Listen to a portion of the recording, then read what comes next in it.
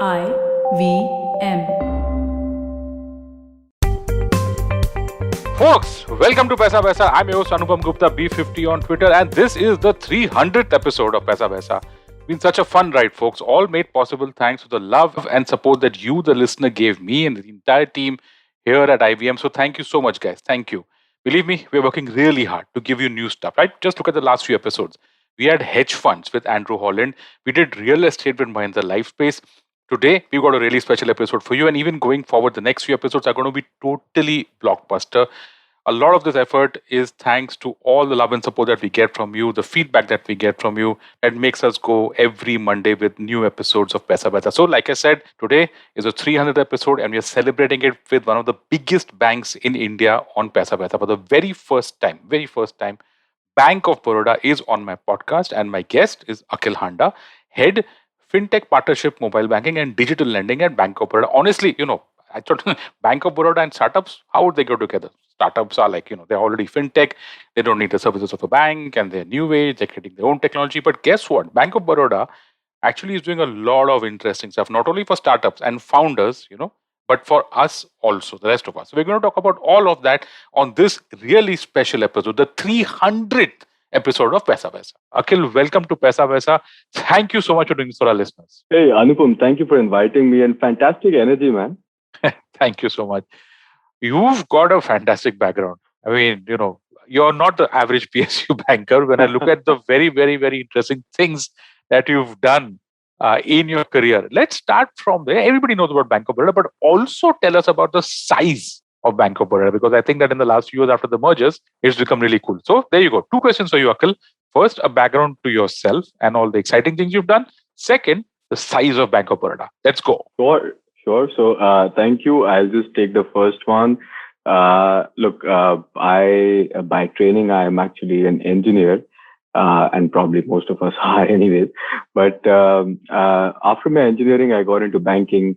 So I got into some serious banking and started off with JP Morgan, moved around continents, places. Then came over to India around 2013, did 2 fintech companies of my own. And one of them made a decent exit. The other one hit the wall, shut it down. Now, in 2015, the government was running an experiment with the banking industry. And this is the time when, you had the new government come in and, they wanted to do something with the public sector banking. So that is where they got in private sector into 2 banks, and Bank of Baroda was lucky to be one of them. We had Mr. Jaykumar, who was the former Citibank Asia head, join in as a CEO, and Mr. Ravi Venkatesan, who was the former Microsoft India head, come in as the chairman. And then, they were looking for a team, and I was lucky to be part of that team. And I've been with the bank for the last, now? It's about 5 to 6 years. And I'm happy to be given such a great opportunity. I mean, it's a fantastic bank. I'll just get into your second one, which is the size of our operations. And now we are a merged entity. We rolled Vijaya Bank and Dena Bank into Bank of Baroda, and as a result of which, Bank of Baroda today is the 3rd largest retail bank in the country. This is, or rather, 2nd largest in the public sector space. So we have SBI followed by HDFC, and then there's Bank of Baroda. We have a total business of about 15 lakh crore. There are about 9,000 branches that we have, 14 crore customers domestically. Very interestingly, this is a fact that few people actually recognize is Bank of Baroda has a very good international presence of all Indian banks. In fact, we are present in over 20 countries internationally, with very good presence in the Middle East and Africa. So while we have presence across the globe, starting from New Zealand all the way up to in the Middle East, in Africa, some fantastic history. I mean, it's a over 110-year-old bank. Hmm. So you can imagine the kind of history there is there. And I'm happy to talk about some of the interesting pieces. Please go ahead. Yeah, go for it. In fact, in some of the places in these two countries, so for example, in Middle East, in the UAE, we don't have a banking license. So we were invited by the king of UAE to open up banking operations when UAE was just coming up in the 70s, and as a result of which our license is not really a charter, but it is a decree from the king. Wow. And That's really yeah, and when it comes to final evaluations, that decree really carries slightly more weight than a charter would. It's very interesting that way.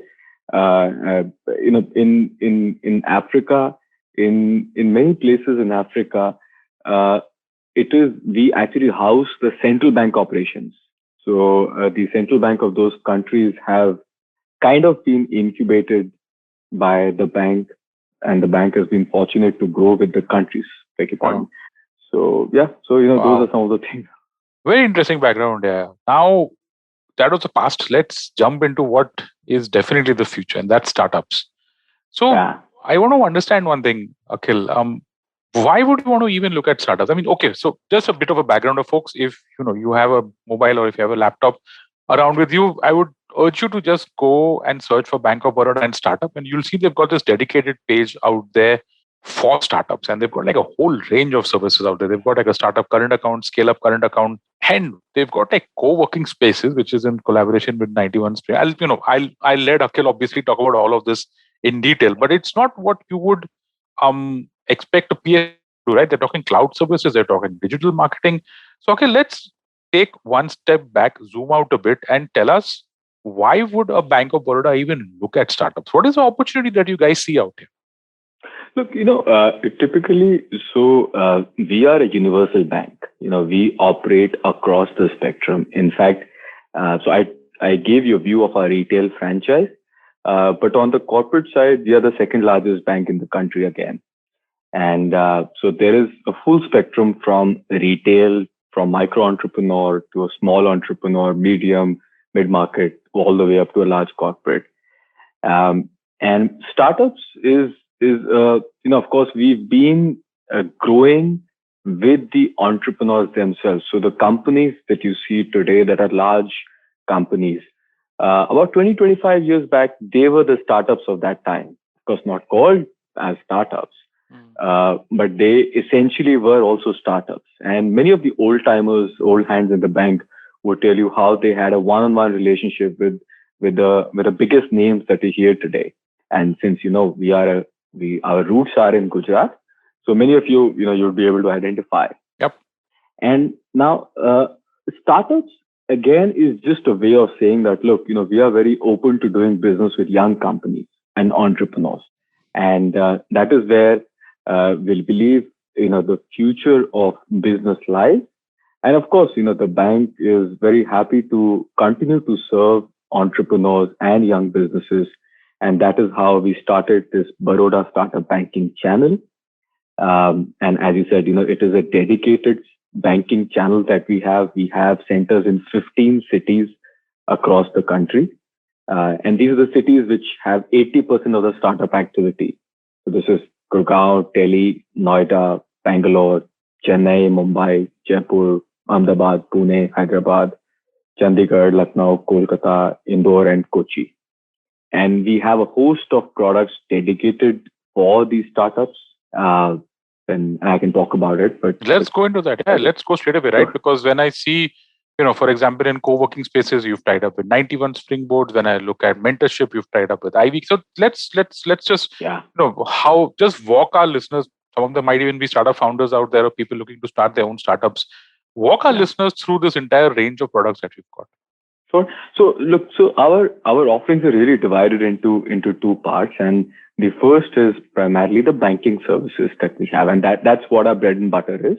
So startup, we kept on hearing from startups time and again that, look, banks do not give us the love that we deserve till the time we really become, we attain scale, and that's what we wanted to change. So we have this dedicated setup, And we realized part of the reason why it so happens is because the relationship managers and the frontline officers in the bank branches, they do not empathize with the startups, and they don't. In many ways, they do not understand the business model of startups. So first, we built out this dedicated channel and staffed it with people who only work with startups. And now, as a result of, over 2 years of operations in this, these officers have built very good linkages in their local startup ecosystems, which are the startups, the universities, the government incubating centers, and the full ecosystem. And now Bank of Baroda has very good linkages in that startup ecosystem there. Now, what we present to them is then of course, the banking products like I talked about, and there is a Baroda startup current account, there's a scale-up current account. It comes with different features and benefits. Look, startups require, and most of them are digital, so they need payment gateway services. Many of them also do need to pay for, let's say, a Zoom, right? And that is where they end up actually, and Zoom and all, you realize you can't do net banking there, right? So you need credit cards there, and many of the startups do not have credit card or corporate credit cards, and the promoters end up, or the founders end up doing the payments on their own personal cards. And we give them corporate credit cards. There are salary accounts that we give them with benefits, and there's cash management service. So there are the banking services that we've provided to them. On the other hand, there are ecosystem services that we provide. And this is, this I think is icing on the cake rather, because when we look at the startup today, I think a startup can start with just a laptop. That's it. And we also wanted to play our part in ensuring that we use our muscle to get the startups off the ground. So, just get in your laptop and we'll find you a nice, attractive co-working space with our partner 91 Springboard, right? And you want to set up a server, we'll get you cloud credits from Amazon Web Services. We'll get you infrastructure credits from Microsoft, right? Wow. You want mentorship, we'll get you, services of Ivy Capital, right? You want MarkTech or legal help, we have a tie-up on that front as well. And the one thing that we ensure is that we use our bargaining power with these large players to get the best-in-class deal for these startups that they may not be able to source themselves. So we negotiate on their behalf and get it to them. That's an overview of what we provide. Yeah. I'm very happy to say that we've done reasonably well.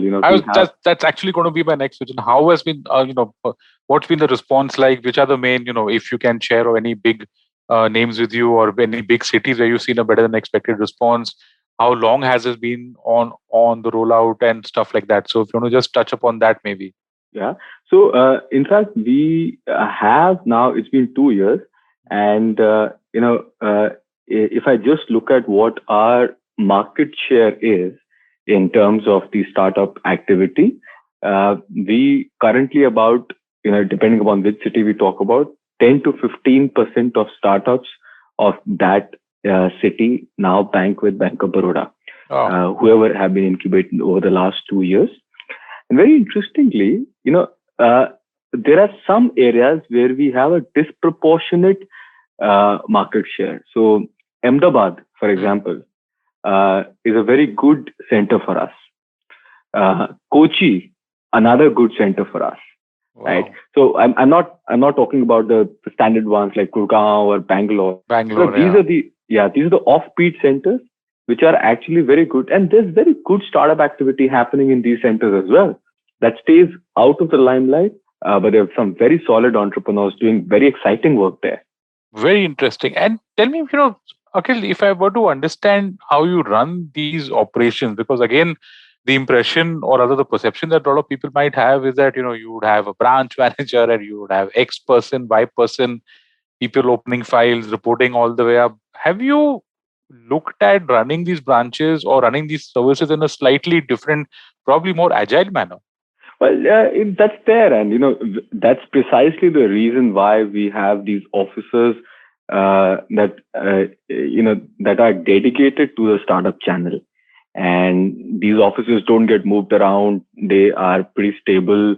They report centrally as far as their functions are concerned. So that is a starting point of ensuring that we build the empathy, domain expertise, and the stability that is required for us to be able to deliver a consistent level of service. And secondly, as you grow, there are variety of changes that you end up doing with the product, the categorization. And for example, I'll give you one small example where this has happened and this has evolved. So we realize, a lot of startups, for example, get incubated in universities, right? And as a result of which, they all start sharing university addresses. As if I'm opening a current account, and Reserve Bank guidelines are very stringent around current account openings, right? You have to do a KYC, but you can't do a KYC on the university, right? So it's a tricky problem to solve. Very, yeah. But we've been able to solve that problem, and that is only come from a solution which is our officers understand the needs of these startups very well, and they've been able to push for the product changes that are required. And there are many such examples. In fact, our product suite itself is expanding because we constantly keep listening to what the startups want. In fact, the credit card came in right in the middle of the pandemic, where we realized that there is the marketing efforts or the connectivity which needs to be established by Zoom or Teams or whatever. They need a credit card for payments. So we brought in that credit card right in the middle of the pandemic last year. Sure. So folks, if you go to Bank of Baroda's website, there's a separate section on startup, and they've got this nice page of startup branches where you can have a look at the contact person's name, mobile number, email address. You could check that out. Just last question on this part, on this first half of our episode, Akhil, how has the pandemic shaped out in the last 2 years from the startup perspective? I mean, from my seat as an outsider, all I can see is that boom, valuations are going up, deals are happening, very exciting space. You want to add some color out here as to how your startup product has changed when you started, and how you've adapted to the varying needs of the startups over the last couple of years? You mentioned about how you've offered credit cards and any of the things out there, either in terms of funding or in terms of any specific services. Yeah, no. So funding is also has come up as a key product that the startups need. And I'm happy to share with you that we will soon launch a dedicated startup finance product as well, and that will take care of the needs of startups, slightly mature startups. Not the ones that got incubated last week, but slightly mature ones, the ones who found product market fit. And it's very important because otherwise, in absence of bank finance, what startups end up doing is they dilute themselves, and many of these startups then by the time they become unicorns and decacons and what all, the founders are left to single digit equity stakes in the company that they started. So it's important that at a critical point in the journey of the company, they know when to raise debt finance. And of course, banks typically come in at a very late stage when there's maturity, and for reasons that are well understood. I wanted to see if we can push it slightly ahead. And I think, the product that we are coming up with will help us achieve that. Fantastic. So folks, we're going to take a small break out here. When we come back on the other side of this episode, we're going to talk about a lot of stuff about, banking, how it is changing in this digital era, digital lending, basic banking, even crypto. So don't go anywhere. We'll be right back. Really special episode of Paisa Vaisa. My guest, Akhil Handa, Head FinTech Partnership, Mobile Banking and Digital Lending at Bank of Baroda. Hello, everybody. Welcome to another great week on the IVM Podcast Network. If you're not following us on social media, please do. We're IVM Podcast on Twitter, Facebook, and Instagram. We'd like to thank the sponsors on the network this week, Cred, PayPal, and Ciet. Thank you. We really do appreciate the support. So this week on Cyrus Says was great. We had Meghna joining us on Cock and Bull, Tanvir Taj and Priyanka Jena talking about pets. Huma Qureshi talks about her new television show and her life in Bollywood. And to celebrate 700 episodes on Cyrus Says, we had a number of his previous producers come on board and reminisce. Tune into This Round Is On Me, where Gauri Devi Dayal was joined by Samir Sheth and Yash Panage. These are the guys who started Bombay Canteen, O Pedro, and a number of other restaurants. Really great conversation they had with Gauri. On The Habit Coach, Ashton Doctor tells us about nourishing creativity and the importance of losing and some micro habits to counter overthinking. On their 75th episode, Ritasha and Rayushi talk to Naveen Richards. On The Note with Monica Nayat, she speaks with Komal Nahata to talk about the business of Bollywood, lockdown losses, piracy issues, and experiments being done to keep it going. On Advertising is Dead, Varun is joined by Guru Bhatt, VP of Customer Success Platform for PayPal India, to talk about how the digital money landscape and the fintech ecosystem has fundamentally altered the world.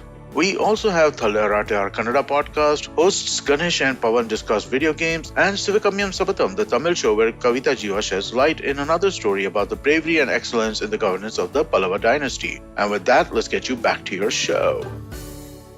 And welcome back to the Bank of Baroda special on Paisa Vaisa. My guest, Akhil Handa, Head FinTech, Partnership, Mobile Banking and Digital Lending at Bank of Baroda. Akhil, let's talk about a very, very hot area these days for FinTech startups. I've had a lot of guests in this area over the last few months.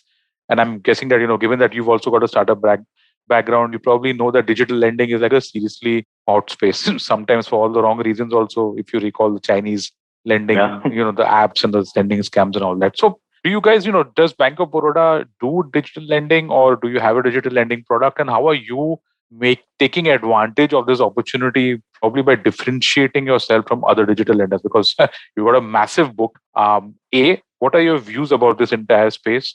B, what are you doing out here? Right. So I think, it's a great topic for discussion. And I feel there's a lot of excitement that has built out over the last year on digital lending. And given the situation that we are in, digital lending has become of great economic importance as well. And in many cases, it is actually a lifeline to the companies and individuals. The good part of the whole change is the cultures, policies, ways of doing business. They've also been challenged.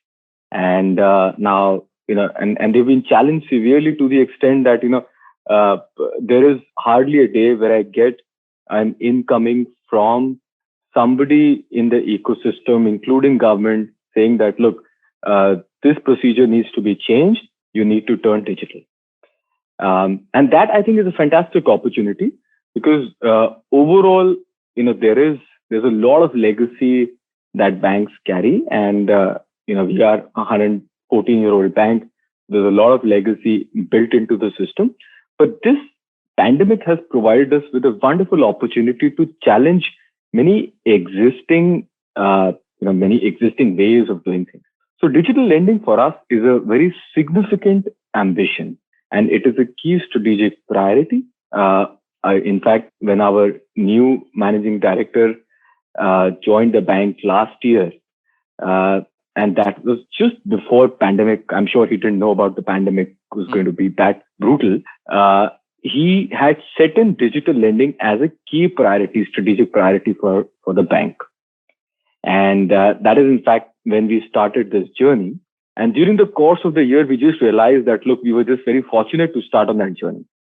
And over the next 9 months, I think we've made significant progress in terms of being able to roll out our retail products on the digital lending platform. We've just launched an MSME product on as well, and straight through products. So there are at least 15 other products that are in the pipeline. So it's a very heavy schedule. Just in terms of size and scale, the opportunity for us is to digitize businesses that currently are about 3 lakh crore in the bank's balance sheet. And we believe that if you are able to digitize them, then we'll be able to grow that business over to 6 lakh crore in the coming 5 years. Wow, that's a large amount. Yeah. Very interesting. And so in your view, where did this entire digital lending story take a turn for the negative? What happened out there? Did people become too greedy, or was the system open for gaming? Just your view at an industry level, not just I just wanted to understand how you looked at this, because you've been in banking for quite a while. You know startups very well. So what do you think went wrong out there?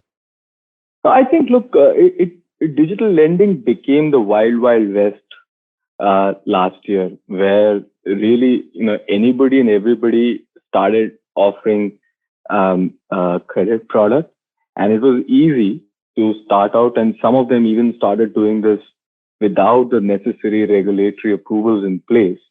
And that is where you start getting into the predatory territory. And once you get there, you are outside the regulatory ambit. And of course, you can't blame the regulator for not knowing what he has not sanctioned also. Exactly. Right. Yeah. So now overnight, if everybody can start up an application, simple application, and I was told that these applications are actually up for sale, and you can purchase an application for a very small value, and just put in your brand the way you want to do it and start giving out loans. Basically. And you can key in what rate of interest you would charge, and many of them were usurious. Wow. Right? So this is where I believe, just it hit the fan. And then, of course, I think the regulator did the right thing, stepped in, clamped down. I also believe that the platforms, and Google particularly, did the right thing by offboarding many of these applications from its app store. Sure. And of course, this also gave an impetus to the formal channel to step up. And for all the talk, that goes on there, I believe that, the digital lending done by, these applications would probably not be more than 10, 15,000 crore. Okay. Right? And consumer market is huge. It is of the order of about 20 lakh crore.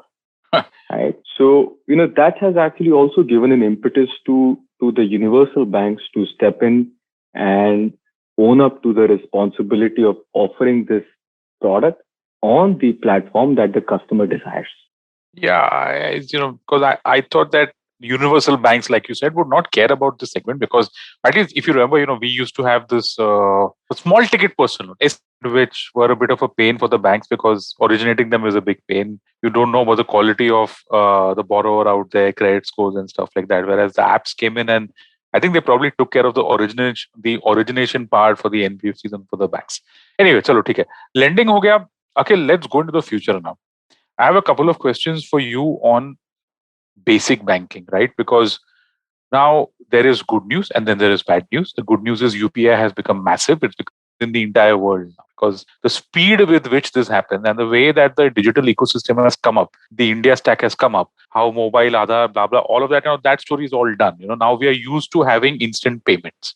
So that's the good news, okay? Although UPI also has its downtime and stuff like that, which is fine. And then you've got your banks whose net banking goes down, okay, to the extent that even RBI has to hold them up. There's a lot of frustration about certain things that only net banking can do, and especially in the pandemic where, come on, you can't step out of your house, right? So that is my first question to you on where do you think the future of banking is going from a customer's perspective? Because there's still stuff that's broken, man. When is that going to get sorted? We're doing great on the technology front, but from a banker's point of view, to me as a customer, where do you think digital banking is going in the future? Tell me about that. Right. See, so I'll break this question into two parts. One is the near-term, medium-term kind of changes where I see, these changes happening, and then in slightly longer term, right? And medium-term, you can say probably 2 to 3 years, and then longish is anywhere from 5 to 10 years. And in the near term, I believe that, first, the processes that back what you see digitally will change.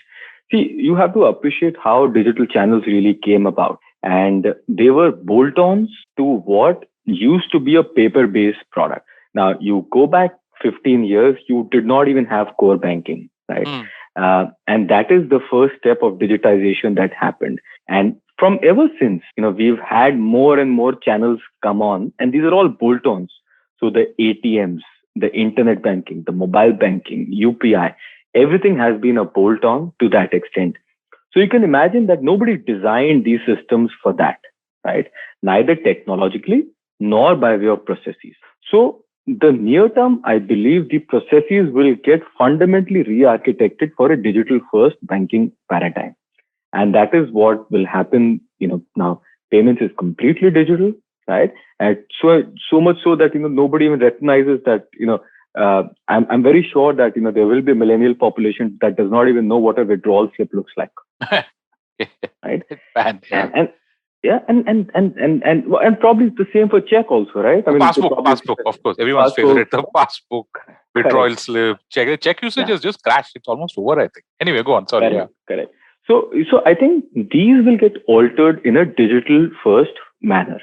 And this will be both from the customer's front end as well as the bank's internal process. Because what happens is banks' processes are geared to be done in a physical manner, in a risk-based approach, and a batch mode. And that does not lend, any of it does not lend itself naturally to a digital first environment, and they have to be re-architected. And you would have seen things like, the Reserve Bank opening up the payment systems 24/7. Now, one may think, hey, look, what is the big deal in doing these payment systems 24/7? But, you build a deeper appreciation for this the moment you realize that, there has to be a day-end tally of the books. You have to have a day-end tally, and that day-end tally is very important. So there has to be a cutoff period when you say that this is what the account balances are, this is what the bank's balance is, this is what the money market operation is. And by the way, for the cash surplus that you have to park it in money market. There has to be market operations. Market operations themselves only have a window till 5 p.m. Right? So all of this, has a linkage, right? So if, for example, I'm net negative on my book, then I need to borrow money from the money market or the Reserve Bank. Yep. Overnight, right? And that only has a limited window. So, there are associated processes that have to be built in, have to be changed. And I think that is what will change over the next 2 to 3 years, for sure. And the same thing, what you see in payments will get replicated in lending, in wealth management, and the liabilities products as well. Very interesting. Go on. Sorry. More longer term, I think what will happen is the technological systems that support the core themselves will get moved out and new systems will be brought in. And these systems will be an extensions of what is digital and perhaps AI built into the systems themselves. So you cannot possibly think of, the same systems supporting AI, because that's the fundamental root of why we need to have, some 40 systems, different systems running in the banks, because everything is a bolt-on, right? Yeah. So I do believe that the core of the banks themselves will change. So we'll start from the outer end, near term, go all the way up to the core, longer term. I think that would be a true transformation that will get completed. Which products, you mentioned lending and you mentioned wealth management. It's really exciting. So you're saying that you're going to have an overhaul of pretty much all the products the way payments was shaken up with UPI. One thing that I want to ask you, out here, where does branch banking go from all this? Because a lot of people think that with everything moving digital, how many people are actually going to be visiting branches? So this is just a general question. For the millennials, I don't know when was the last time they even stepped into a bank branch. I know that I have gone there a couple of times before the pandemic, of course. And even during the pandemic, I think when things were slightly better, I had some PPF work for which I had to go to the branch. Where is the future of branches as far as banking is concerned? What do you think? Branches is concerned, we are pretty saturated, I believe, in the metros. And the scope of increasing branches there, to my mind, does not exist. Where I believe the branches are very relevant and possibly you will see some bit of expansion will be the tier 2, 3 cities. I think the rural geographies are, there has been a sweet model that is the correspondence model. And that works pretty well in the rural geographies. And these are very large swaths, and they cannot again be covered by branches, but the correspondents are very mobile. They understand the catchment area, and they have a deeper connect with the population, and they serve them pretty well. Going forward, I do believe that the footfall in branches in the metros may decline. I don't think in the near term footfall in uh, just outside the metros is going to decline in the near term. Longer term, yes, for sure it will. And as I said, a lot of it will happen as co-terminus to what we discussed in the last question, which is as the processes change. So still have processes which are physical, paper based, right? In as much as I turn them digital, customers will not be required to come over to the bank branch, right? I'll give you an example. So, for example, many of us have joint accounts, right? Yep. And we have joint accounts, and now, for example, we want to make payments or give an authorization over to the bank to do something, right? To debit your account. Now, I can't do that with a mobile application today because mobile application can only sit on one mobile phone, and that can only be in the hands of one customer, right? So if there are 2 or 3 people that are joint account holders, then how do I authenticate each one of them to say that everybody has given their consent to do this transaction? You know what I'm saying? Yeah. So, there are such processes, and I'm sure over a period of time, we will find out ways to do these things. But these are the processes that need to change, that we'll develop appreciation for. Yeah. Okay. I want to just last couple of questions now. Where does trust come into all this, Akhil? Because some complaints that I've always got from people is that when you enter a bank branch or whatever the branch or whatever the bank is selling you is done with a motive. That might not be the best product for you, but nahi bechna hai, nahi bechte rehte hain. Then there's stuff like I want a locker, but getting a locker is really tough. Where do you think do you think banks actually want to differentiate themselves out here and stand apart, as people that you want to trust with your money, or where is this going to go? What do you think? See, I don't want to talk about the industry overall. Let me talk about the bank just in particular. And I think, look, Bank of Baroda enjoys the trust of the people. And we're very fortunate to be a trusted partner to the 14 crore customers that bank with us. In so much so, outside if you and I, we walk into a rural branch or a semi-urban branch, you'd be surprised how banking gets done there. In many ways, the branch officials are actually filling up forms for the customers, doing the transactions, enabling the transactions. And there is a huge amount of trust that the branch officials enjoy by the customers. And many of the customers may not be literate. They may not be able to read the documentation, and they trust the branch officials to do the right things for them. And that's where I believe that, the bank is very fortunate to enjoy the trust. We believe we are the repositories of this trust that the customers place in us. Sure. And of course, it's a huge responsibility, and we take it very seriously. Very interesting. So now let's just wrap up this episode with everybody's favorite question, hot topic. Man, since last year, crypto or blockchain and everything. Where do you think this is going? Let's just your views on that. Do you think that we will not have any physical currency ever again? Where do you think this entire thing is going? I mean, just off your head, your views, and again, because you've got that whole startup background and stuff like that. See, look, I missed the Bitcoin, the whole Bitcoin boom. Okay, right? Okay. So you know where I stand vis-a-vis Bitcoin. I do think that digital currencies and the central bank digital currency, which is CBDC, is actually a fairly interesting concept. And I think there are some things that can be built into the CBDC if you also merge a smart contract along with it. And these could give rise to some very interesting use cases.